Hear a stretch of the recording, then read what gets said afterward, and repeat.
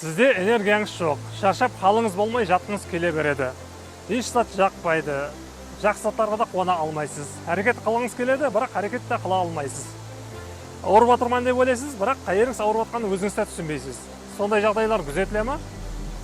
Бізге осындай жағдайлармен келіп жатқан адамдардан емдеуханаға барып көрдіңіз бе деп сұрасақ, ауа көріндім, еш жерімде еш зат жоқ деп айтты.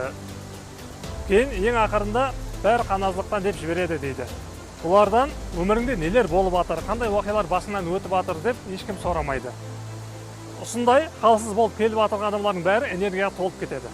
Көп адамдарда күзетіле тұрған екен, азанда ұйқыдан тұрғаннан бастап жақтырмай тұрған адамдары, уақиғалары есіне түсіп, солармен ойында сөйлесіп, айтысып, ұрысып жүре тұрған екен. Сондай жағдайлар сізде де ұшырап тұра ма? Комментке жазып кетің. Жағымсыз ойлар, пікірлер жағымсыз сезімдерді алып келеді. Жағымсыз сезімдер энергияңыздың бәрін құртады. Сондай сіздің энергияңызды құртып жатырған жағымсыз сезімдер, ойлардың бәрін миыңызда өшіріп тастайсыз. Мәселен, 100 түрлі зат болса, солардың ярымынан көбі толық өшіп кетеді, еслей алмайсыз. Базыларын еслей аласыз, бірақ сізге ешқандай тәсір етпейді. Сеанслардан кейін жеп-жеңіл болып кайф етіп жасайсыз. Жағымсыз затлардың барлығы кетіп, тек қана жақсы затлар қалғанда сізге көбірек энергия алып келеді. Энергияға толып жүрген адам рауажданып кете береді.